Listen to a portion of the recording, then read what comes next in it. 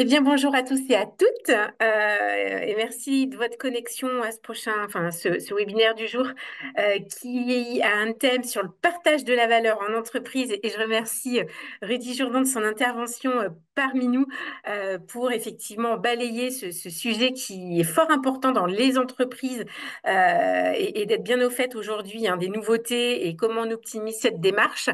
Comme vous le savez, les webinaires RH ont pour objectif d'outiller les entreprises sur différentes thématiques, qu'elles soient propres au recrutement, mais pas que, hein, sur la culture RH en général. Donc moi, je suis absolument ravie aujourd'hui d'accueillir Rudy qui va pouvoir se présenter et puis vous donner, je l'espère, des bons conseils et surtout, voilà, vous pourrez vous poser aussi vos questions. L'avantage, hein, c'est que finalement, on a une petite dizaine d'inscrits, donc ça permet aussi de poser beaucoup plus facilement les questions. N'hésitez pas, s'il y a des questions qui vous viennent en tête, je les note au fur et à mesure et puis on pourra les rebalayer tous ensemble. Je vais laisser la parole à Rudy, voilà, pour qu'il puisse se présenter. C'est Sabrina, bonjour à toutes. Donc Rudy Jourdan, je suis avocat au barreau de Paris. Donc déjà, premier point, pourquoi un avocat parisien intervient pour Laval Économie aujourd'hui?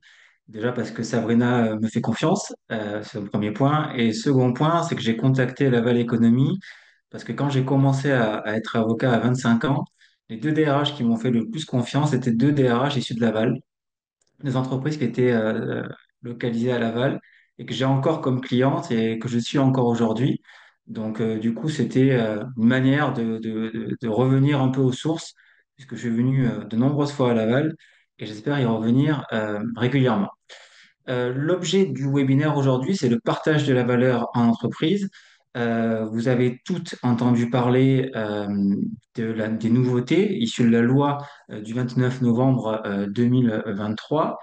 Et l'objectif, c'était de vous donner un peu les clés, de vous rappeler ces nouveaux dispositifs, ces nouvelles obligations qui sont issues de cette loi et la manière dont vous pouvez, vous, concrètement, DRH, implémenter dans votre entreprise un dispositif qui serait adapté. L'objectif, c'est pas d'avoir le même dispositif dans chacune des entreprises, c'est d'avoir un dispositif le plus adapté possible aux contraintes de l'entreprise, aux attendus des collaborateurs, voire des syndicats. Rapidement, cette loi, et encore une fois, vous m'interrompez dès que vous le souhaitez, dès que vous avez la moindre question. L'objectif, c'est de pouvoir échanger. Le webinaire dure une 45 minutes, 60 minutes. On n'est pas très nombreux ce matin, donc on va pouvoir échanger et creuser les points. Et je pense que chacune, avec vos retours d'expérience, peuvent aussi aider vos collègues à identifier le bon dispositif. Donc très rapidement, cette loi du 29 novembre 2023, elle est issue et elle a été un peu une sorte de transposition d'un accord national interprofessionnel qui avait été conclu le 10 février 2023. Et l'objectif de cette loi, c'était mieux répartir les richesses entre les entreprises et les collaborateurs, mais surtout renforcer le pouvoir d'achat des collaborateurs. Et surtout, on voulait également apporter de nouveaux assouplissements, que ce soit beaucoup plus clair, beaucoup plus lisible, et que quelque part, le gros du tissu économique, c'est-à-dire les entreprises qui sont de moins de 50 collaborateurs, puissent incentiver leurs collaborateurs par des dispositifs qui bénéficient, et c'est surtout l'objectif, d'un régime social et fiscal de faveur. Ce ne sont pas des éléments de rémunération qui sont assujettis à la cotisation de sécurité sociale et qui peuvent coûter cher. Ce sont des dispositifs en parallèle d'une rémunération et qui bénéficient d'un régime social et fiscal de faveur. Et donc, dans cette optique-là, on a voulu mettre en place des nouveautés. Alors, première question, c'est est-ce qu'il y a vraiment des changements ou est-ce que c'est toujours un peu la même chose?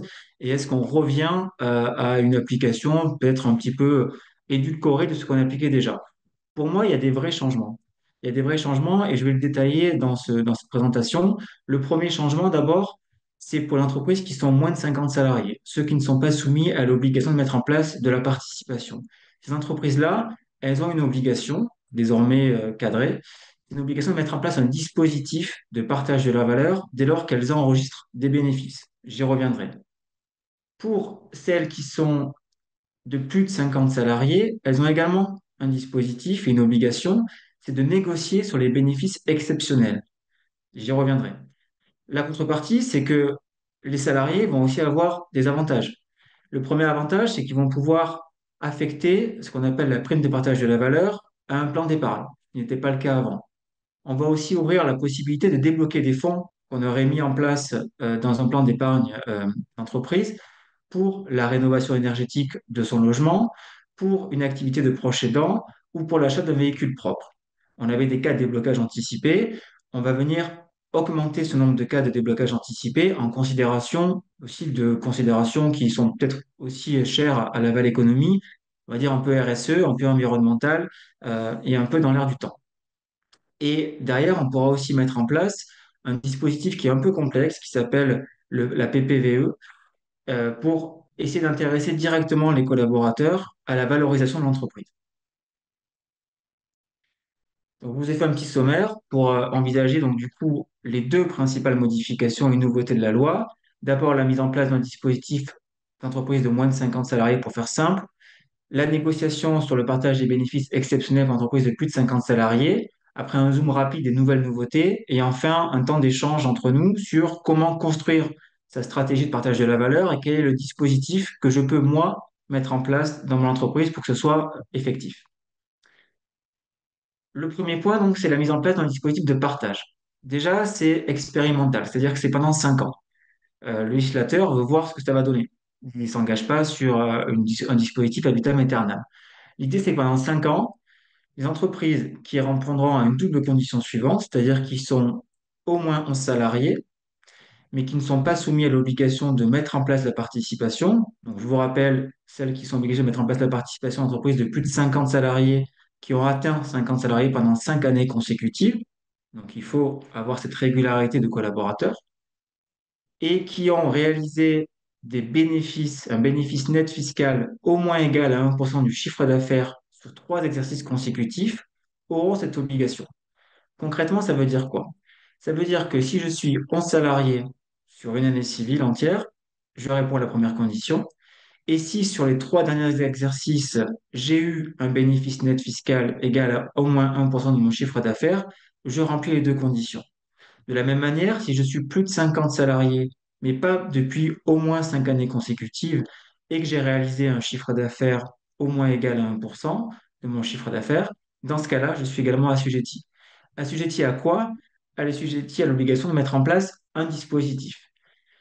L'exception, c'est si je suis déjà couvert par un dispositif.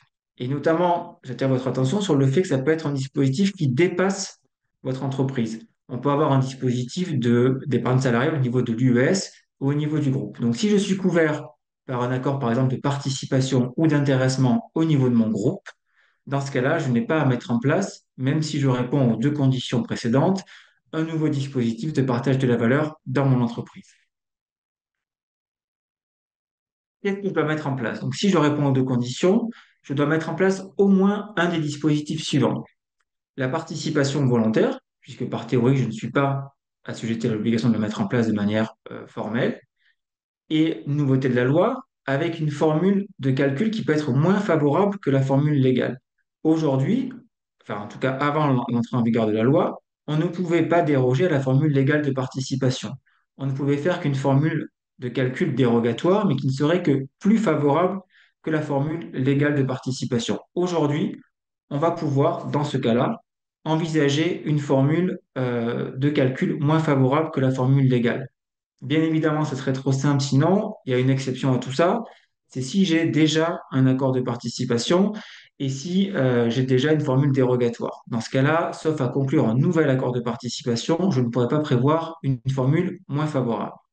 Donc ça veut dire quoi concrètement? Ça veut dire que je pourrais par exemple envisager un pourcentage du bénéfice ou un pourcentage du RCAI qui va venir influer ma formule de calcul de participation. Donc soit je mets de la participation volontaire, soit je mets après de l'intéressement de manière facultative. Soit je mets en place une prime de partage de la valeur, soit j'abonde à un PE qui sera en place au niveau de mon entreprise, au niveau de mon groupe. On doit mettre ça en place dès lors qu'on répond aux deux conditions, mais il n'y a pas de montant minimum. Alors, j'ai envie de vous dire, il faut jouer le jeu. Si on donne une PPV à 1 euro à tous mes collaborateurs, déjà, vous allez avoir un climat social hyper délétère et ça va être contre-productif pour vous. Mais surtout, vous n'allez pas jouer le jeu de cette nouvelle obligation de mettre en place un régime de partage de la valeur parce que vous avez engrangé un bénéfice net important.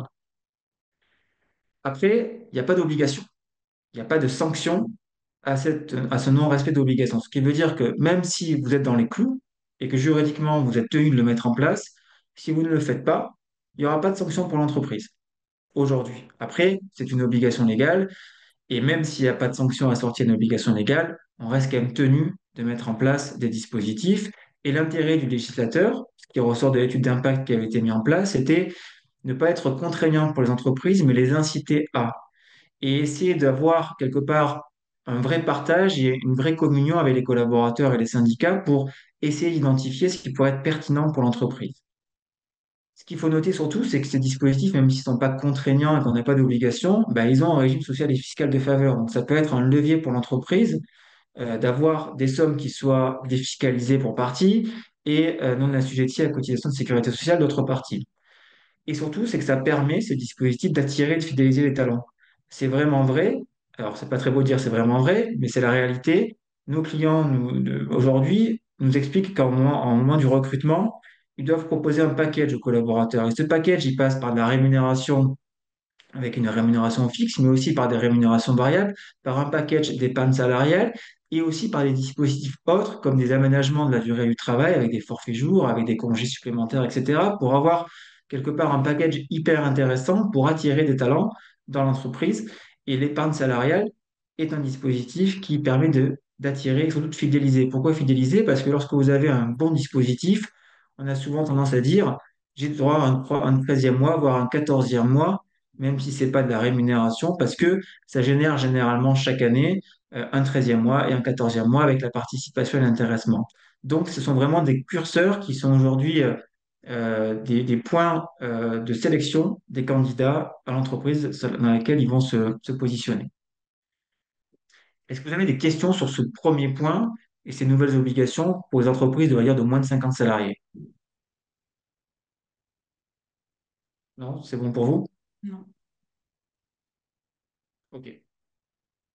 Le deuxième point, c'est la négociation sur les bénéfices exceptionnels. Donc là, on est dans la deuxième phase, c'est-à-dire que j'ai au moins 50 salariés et je suis soumis à l'obligation de mettre en place de la participation de manière obligatoire.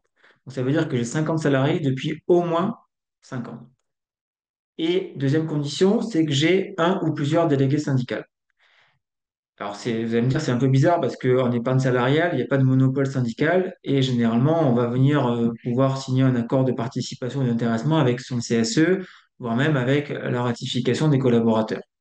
La loi ici, elle ne vise que ces deux conditions, à savoir, je suis soumis à l'obligation de mettre en place de la participation et j'ai des délégués syndicaux. Donc, si je n'ai pas de délégués syndicaux dans mon entreprise, je n'ai pas cette obligation de négocier cette clause.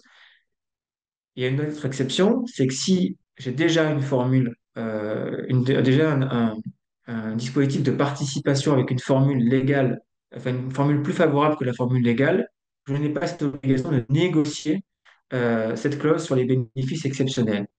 Et après, si j'ai déjà une clause, je n'ai pas besoin de renégocier une nouvelle clause. Ça, c'est assez exceptionnel puisque, comme c'était une nouveauté de la loi, peu d'entreprises se sont saisies du sujet en amont de la loi et ont négocié de telles clauses sur les bénéfices exceptionnels. Donc, si je remplis ces deux conditions, quelle est la conséquence? C'est que je vais devoir prévoir dans mon accord de participation ou d'intéressement ma définition sur une augmentation exceptionnelle de mon bénéfice fiscal net et les modalités qui en découlent pour les salariés. Donc, je vais devoir, avec mes délégués syndicaux, identifier ce que j'entends par bénéfice net fiscal et avec une augmentation exceptionnelle de ce bénéfice net fiscal.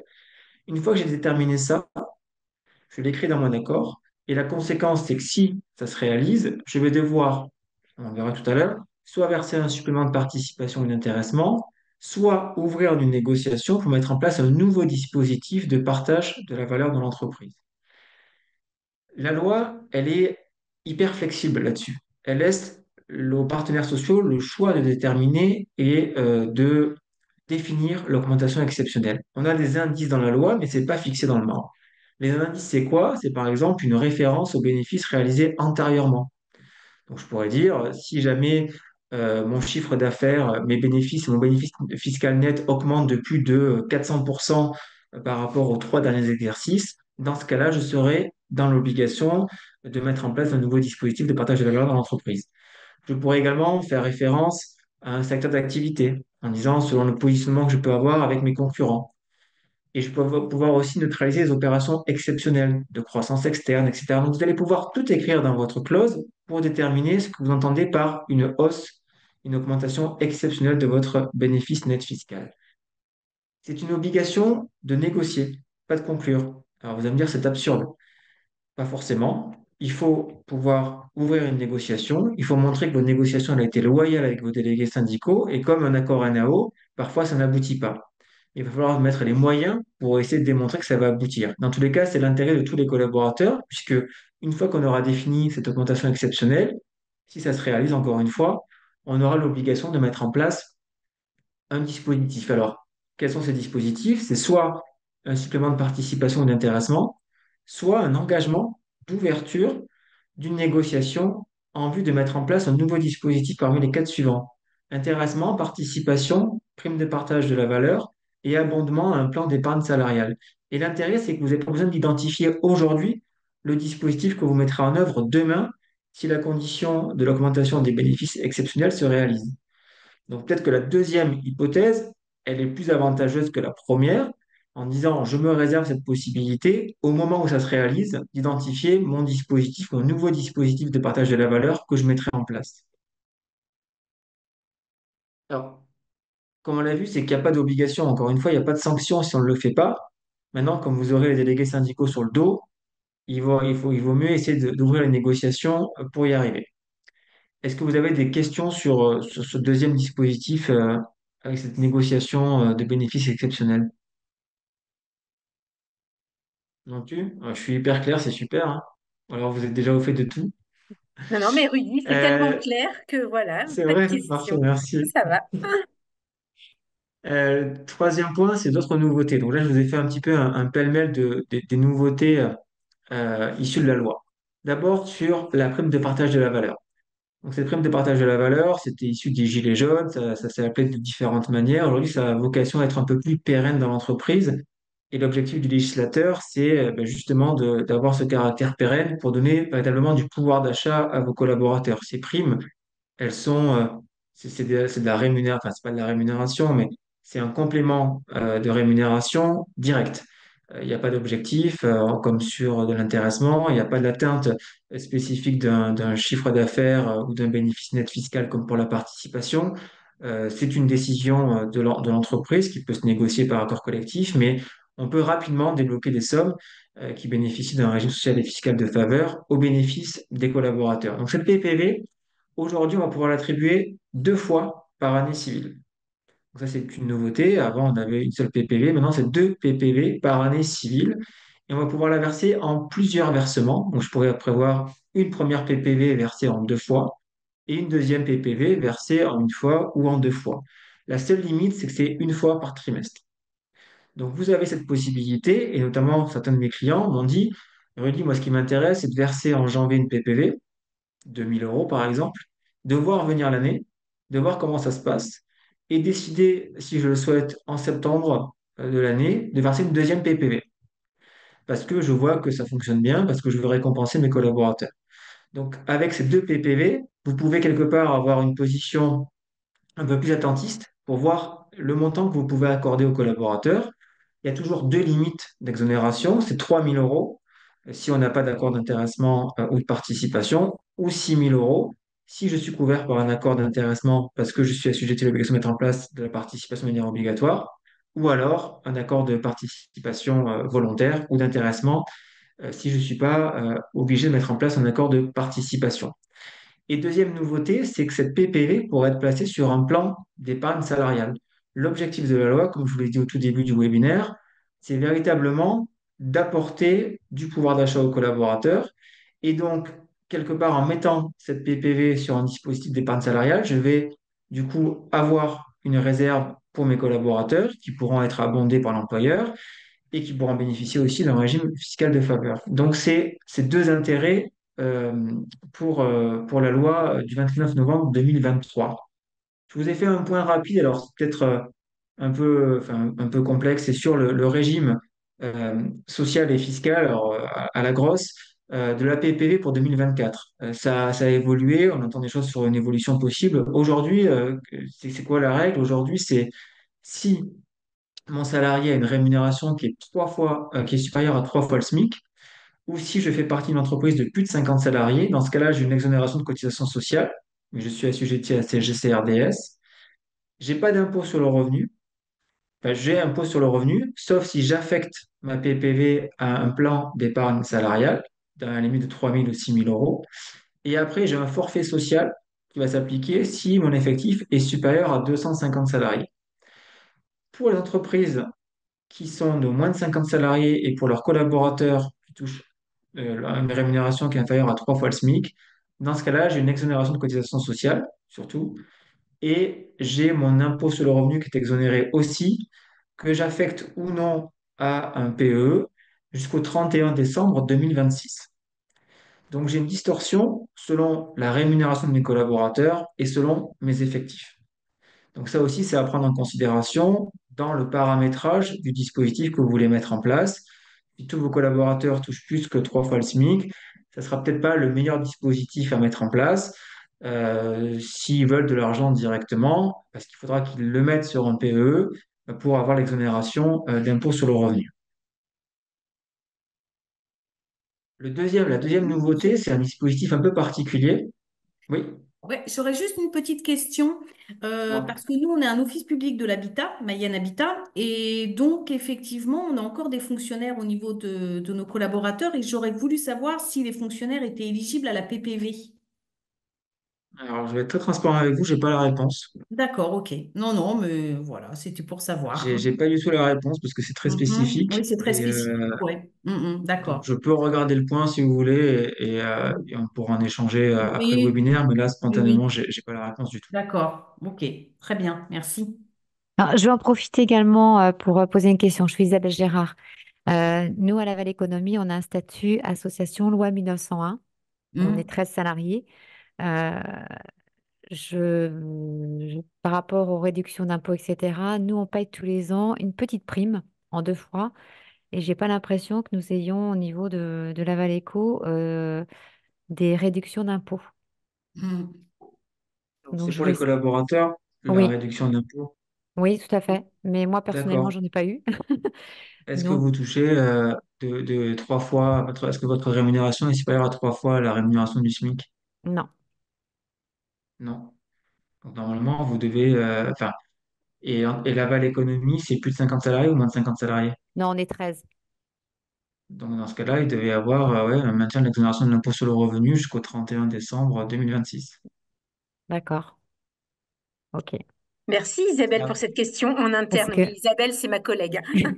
Alors, je suis désolée, il y a eu des petits problèmes de connexion. J'arrive pas à mettre. J'aime pas le fond noir, je suis désolée. C'est pas grave, Isabelle. oh Moi, je sais non, à quoi pas de tu ressembles en problème. tout cas. Bon, moi, je vous vois bien. Juste pour préciser, parce que je viens de faire une petite recherche rapide, en fait, nous, Mayenne Habitat, on est un établissement public industriel et commercial, et d'après ce que je vois, on pourrait être Ouais, c'est éligible à bon. la PPV. Ouais, bah pour moi, ouais, un D'accord. EPIC, c'est OK. Mhm.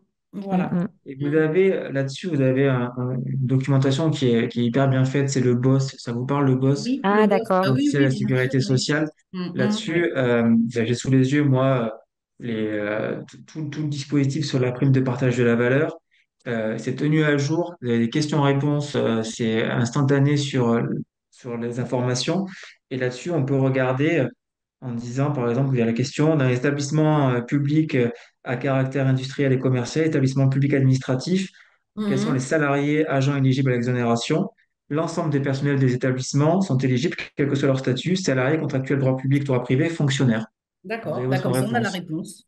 Ouais. Très D'accord. Vous bien. avez une source surtout officielle avec un document qui est Mhm. opposable à l'administration. Le D'accord. BOSS, c'était à l'époque, on avait des circulaires administratives Mhm. et on avait toujours la question de savoir si c'était opposable ou pas. Aujourd'hui, cette documentation qui est mise en ligne sur le BOSS, c'est la documentation qui peut être opposable à l'URSSAF demain en cas de contrôle et de redressement en disant, par exemple, vos fonctionnaires ne sont pas éligibles à cette prime-là. Vous D'accord. pourrez, du coup, faire référence à cette documentation administrative en disant, bah, c'est la question 2.5 sur le dispositif prime partage de la valeur. Il est bien Mhm. indiqué que l'ensemble du personnel sont éligibles, quel que soit leur statut. D'accord, ben, c'est parfait. Merci bien. Alors, j'ai une autre petite question. Nous avons actuellement deux apprentis. Donc, il y a des exonérations de charges salariales et également patronales. Est-ce qu'ils sont aussi concernés? Ouais, il faudrait que je regarde. Donc là, la prime, elle est autour du boss. Donc oui, la prime, les salariés, enfin les apprentis bénéficient de la prime. Alors, apprentis, on est 13 salariés, association loi 1901. Je peux revérifier la loi de 1901 Mhm. et je peux vous faire un retour plus précis là-dessus. Mais pour moi, ce Euh, serait OK. D'accord. Ben, je veux bien que vous fassiez un petit retour. Ce Ça serait marche. Ben, sympa. Sabrina, Merci beaucoup. je vous reparle Merci, de ce point-là. celle Merci. de Sabrina vu que Isabelle est ma voisine de bureau, ça devrait aller. Oui, ça devrait aller, ouais. Il OK, n'y a pas de parfait. souci. Merci. Je vous en prie. Après, donc, il y avait le plan de partage de la valorisation de l'entreprise. Donc, c'est un dispositif qui est facultatif. Donc, pas d'obligation de le mettre en place. C'est assez compliqué. Alors, c'est un dispositif qui est inspiré de ce qu'on appelait les phantom shares. Donc, pardon pour mon accent anglais, je suis très mauvais. C'est je fixe un point de départ. Au bout de 3 ans, je regarde la valorisation de mon entreprise, si elle a augmenté. Et ça va avoir un impact sur le montant que je verserai à mes collaborateurs. Donc, concrètement, j'établis et je détermine une valeur de mon entreprise à un instant T. 3 ans après, je fais le point sur la valorisation de mon entreprise. Si elle a augmenté, du coup, ça va avoir un effet sur le montant que je vais devoir verser à mes collaborateurs. Si la valorisation est négative, je ne verse rien à mes collaborateurs. Donc, un exemple, si je prends un point de départ en disant que je verserai 1000 euros à mes collaborateurs, si mon entreprise a une augmentation de valorisation de 200%, je verserai 2000 euros à mes collaborateurs au terme des 3 ans. Si ma valorisation est négative, ben, je verserai zéro. Alors vous allez me dire comment valoriser. Si je suis société cotée, c'est assez facile, puisqu'on va venir regarder la capitalisation boursière. Si je suis une société qui n'est pas cotée, dans ce cas-là, il faut aller voir un commissaire aux comptes qui va vous aider, vous aiguiller sur les critères que vous allez mettre en place dans votre accord de partage, de plan de partage de la valorisation d'entreprise pour identifier cette valorisation et pouvoir faire le comparatif entre l'instant T et l'instant T plus 3. Il faut au minimum avoir 1 an d'ancienneté dans l'entreprise pour bénéficier de ce plan, mais on va pouvoir par accord déroger à cette condition d'ancienneté, prévoir une condition d'ancienneté inférieure à l'année. Et après, je vais pouvoir différer ce montant selon la rémunération, le niveau de classification ou la durée du travail. Donc, c'est un dispositif qui est un peu expérimental. Aujourd'hui, on n'a pas de demande de nos clients. Nos clients partent sur des dispositifs qu'ils connaissent un peu plus, qui sont plus balisés comme l'intéressement, la participation, même de manière volontaire ou de manière plus aboutie, avec des PPV aussi. Mais sur le plan de partage et d'évaluation de l'entreprise, c'est un nouveau dispositif qui pour l'instant est assez timide en implémentation. Pourquoi? Parce qu'il y a peu de recul sur la spécificité et d'un point de vue fiscal, il y a moins d'avantages aussi pour les collaborateurs. Un autre point, c'est sur la participation et l'intéressement. Il y a eu quelques petites améliorations ou en tout cas confirmation de pratique. Le premier point, c'est une mauvaise nouvelle, euh, c'est qu'à l'époque, je pouvais être tenu, c'était la loi Pacte, être tenu de mettre en place ma participation qu'au bout de 8 ans et pas au bout de 5 ans. Vous avez parlé 5 années consécutives. En fait, avant la loi PPV de 2023, si j'étais couvert par un accord d'intéressement, dans ce cas-là, j'avais un report automatique de 3 années complémentaires. Ce qui veut dire que pendant 8 ans, je pouvais ne pas mettre en place de participation dans mon entreprise. Ça a été supprimé par cette loi, ce qui veut dire qu'aujourd'hui, dès lors que vous dépassez les 5 années consécutives, ben, vous devez mettre en place un régime obligatoire de participation dans l'entreprise. L'exception, parce qu'il y a toujours une exception, c'est ce qu'on appelle la clause du grand-père. Si jamais j'ai déjà bénéficié ou je suis en train de bénéficier de ce report, parce que j'avais déjà atteint les 5 années consécutives, puis j'ai mis en place un accord d'intéressement, donc j'étais couvert et donc j'ai bénéficié d'un report complémentaire de 3 ans, ça bénéficie toujours aux entreprises. Donc, c'est-à-dire que ces entreprises-là peuvent aller jusqu'au terme des 8 ans avant de mettre en place de la participation de manière obligatoire. Un deuxième dispositif qui a été un peu sécurisé par la loi, c'est le dispositif des avances. Donc, des avances sur de l'intéressement et de participation. Donc pour moi, c'est une usine à gaz. Je ne vous le conseille pas. C'est extrêmement compliqué. Maintenant, c'est plus sécurisé. On a une question-réponse qui est plutôt bien fait par l'administration du travail, notamment sur le système de remboursement en cas de trop perçu. Parce que le problème, c'est que si vous faites une avance et que à la fin de l'année, votre intéressement, votre participation est moindre que celle que vous aviez prévue ou envisagée, il faut venir récupérer les sous auprès de vos collaborateurs, ce qui est plus compliqué, notamment s'ils ont directement affecté les sommes au niveau de leur PEE. Donc là, la loi vient expliquer comment mettre en place ces dispositifs d'avance et comment récupérer le remboursement en cas de trop perçu. Encore une fois, ma recommandation, c'est la simplicité. Le principe de l'épargne salariale, c'est que rien n'est acquis d'avance, il y a un caractère aléatoire. Dans ce caractère aléatoire, il vaut aussi pour le moment du versement et donc ne pas envisager forcément des avances. Un autre dispositif qui était usité chez nos clients, c'était la possibilité de fixer des salaires planchers ou plafonds pour la répartition individuelle de l'intéressement. Je m'explique. Si on prévoit une répartition au salaire, éco-salaire par exemple, les gros salaires allaient être vraiment avantagés sur la répartition vis-à-vis des petits salaires. Et donc, ce qu'on faisait pour essayer d'éviter de transférer le gros de l'enveloppe d'intéressement ou de participation vers les gros salaires, on mettait en place des plafonds de rémunération en disant que pour la répartition, par exemple, on fixait le plafond maximum de rémunération qui serait pris en compte à 3 000 euros ou 4 000 euros et pour éviter et pour gommer ces écarts de rémunération et donc éviter d'avoir des distorsions dans le versement de primes d'intéressement ou de participation auprès des collaborateurs. Aujourd'hui, ce mécanisme, il est légalement inscrit dans la loi. On le faisait en pratique, il n'y avait pas de difficulté avec les URSSAF, mais aujourd'hui on peut le faire et ça permet voilà, de favoriser les premiers échelons de salaire, comme je vous l'écris, puisqu'ils seraient désavantagés sur une répartition proportionnelle au salaire.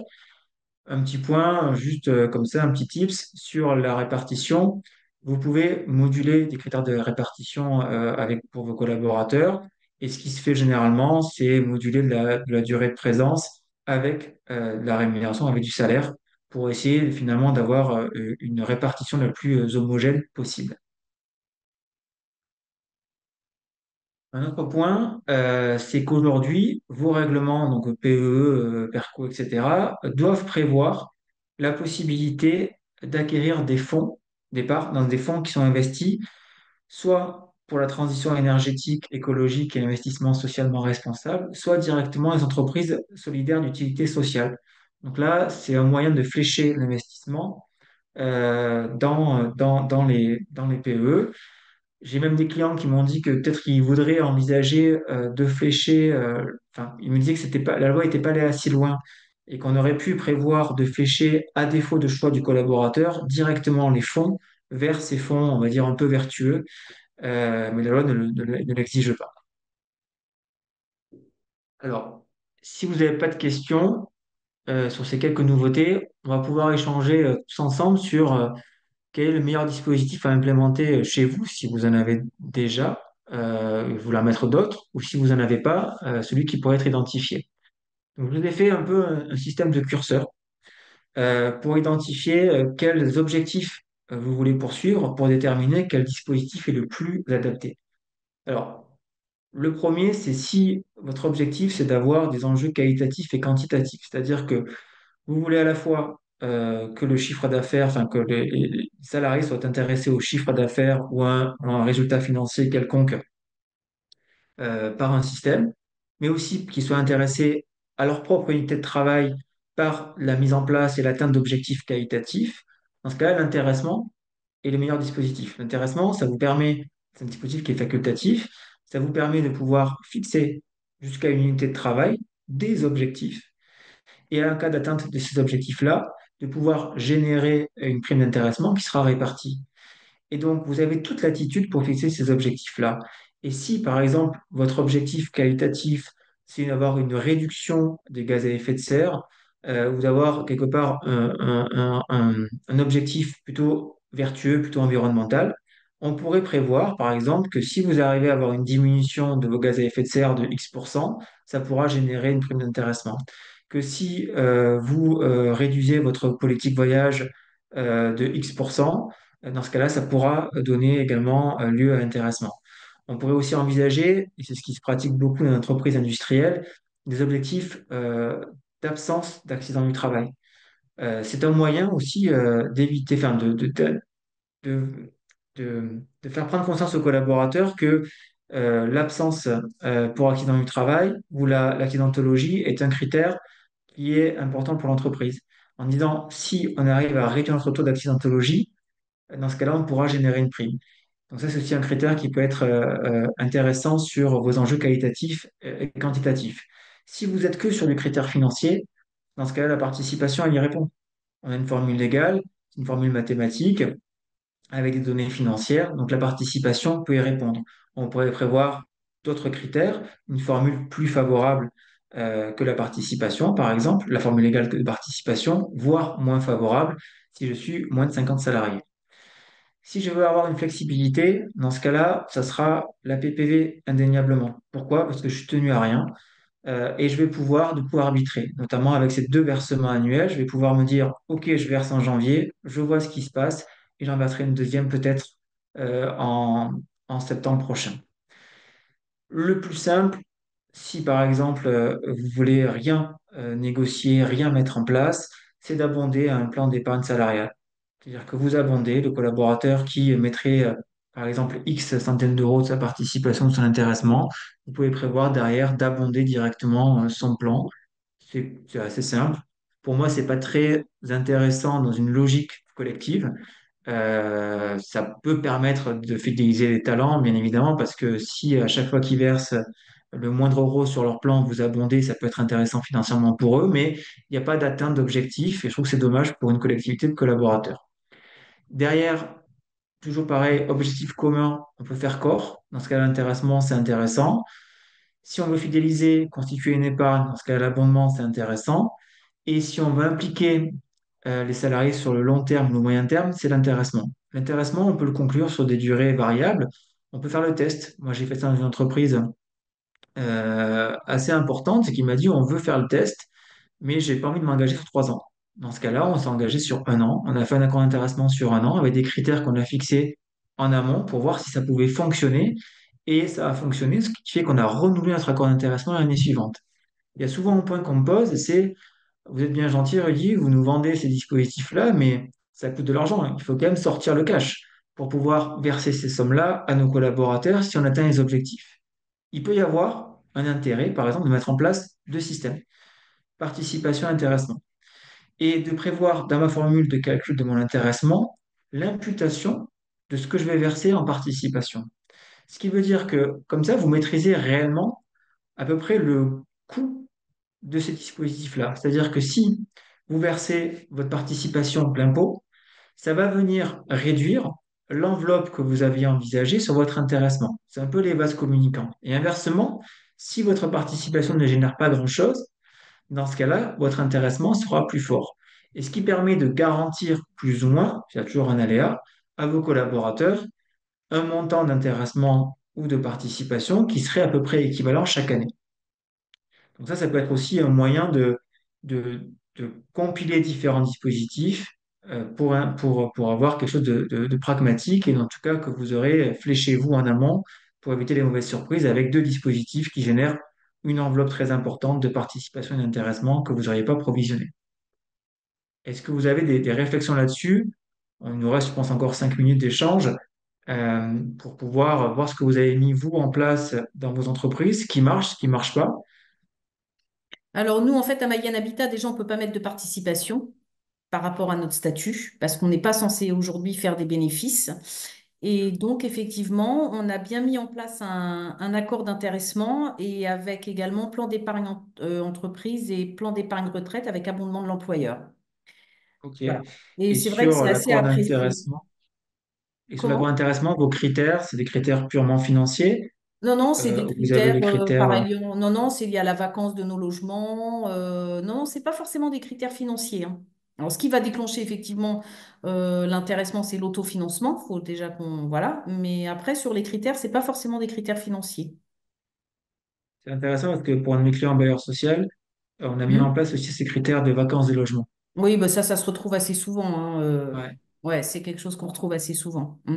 Aussi sur la C'est gestion de assez nos pragmatique. impayés, par exemple. Hmm. Ouais. Vous travaillez avec quel bailleur du coup? Alors, je ne peux pas vous dire, c'est confidentiel, Ah, c'est confidentiel, ok. Mm. c'est secret professionnel, Mm. mais un Non, non, mais bailleur voilà. en région parisienne. Alors, sauf que nous, effectivement, nos fonctionnaires ne peuvent pas prétendre au plan d'épargne. Ils ne peuvent pas être éligibles, c'est pas prévu par les textes. Même si je D'accord. sais que certains le font, nous, voilà, on applique les textes. Mm. Et c'est vrai que ça reste un dispositif dont je parle effectivement au moment de l'entretien de recrutement et qui est très attractif, effectivement. Mm. Ouais, ouais, Et non, et puis je surtout, vous précise avez toujours, par contre, que c'est un un élément négo. aléatoire, qu'on ne prenne pas ça pour de l'acquis, hein. Mm. Et surtout, c'est le critère, parce que s'il n'y a pas d'aléa, vous avez un redressement Ah sur les oui, sommes qui sont versées. tout à fait, Donc, il tout faut à fait, toujours démontrer cet aléa-là, et tout à notamment fait. aujourd'hui, l'URSSAF est beaucoup plus exigeante, et on a souvent des retours en disant, OK, vous nous fixez par exemple une réduction de votre taux d'impayé. Mm. Vous fixez, par exemple, je sais pas, 5% à 4%. Mm. Merci de nous justifier que sur les 5 dernières années, votre taux d'impayé n'était pas à 3%. Donc, c'est Mm, auquel cas, votre critère, en fait, il ne sert strictement à rien et il n'y a pas d'aléa. oui. Et on a souvent des dreads qui vont venir nous demander des justifications pour montrer qu'il y a forcément, enfin, qu'il faut ce caractère aléatoire. Et si vous ne l'avez pas, du coup, derrière, vous perdez le bénéfice des exonérations. Donc, c'est le double effet qui se coule qui peut être un peu compliqué. Donc, il Mm, faut chaque fois améliorer un peu les critères et se remettre en question sur les critères pour vraiment tendre vers cet aléa-là. Et vous avez raison, madame, au moment de l'entretien, de bien préciser que c'est pas un acquis. ah oui, tout à fait, C'est je un le précise, hein. dispositif qui est. Même quand certains, pour négocier leur rémunération, me donnent le montant de leur intéressement, je leur dis bien que je ne peux pas le prendre en compte. Parce que je leur dis, Ouais, pour moi, c'est pas un élément de rémunération. c'est pas un élément de Ça fait rémunération. Tout Ça ne à peut partie pas du fait. se dispositif. substituer Mm. d'ailleurs à un Non. élément de Mm. rémunération. Tout à fait, tout à fait. Et je rappelle toujours cet élément aléatoire. Parfait. Euh, ça, c'est ma photo. D'accord. Donc, vous avez mon contact. Est-ce que vous avez Ok. d'autres questions sur d'autres Mm. réflexions, d'autres échanges que vous voulez porter à la connaissance de ce Mm. webinaire? Alors moi, j'aurais une réflexion, une question. On ne parle pas de ce qui est entreprise en difficulté économique, parce que comme on l'a bien compris, c'est un dispositif qui va être obligatoire à partir de 2025. Moi, mon CSE est bien conscient de ça. On a déjà travaillé sur un dispositif de PPV qu'on a déjà appliqué l'année dernière au sein de l'entreprise. Donc moi, je voulais savoir un petit peu qu'est-ce que vous conseillez euh, par rapport aux entreprises qui sont vraiment économiquement très fragiles. Vu que c'est quelque chose qui va être obligatoire, qu'est-ce que vous conseillez dans ce contexte-là assez global?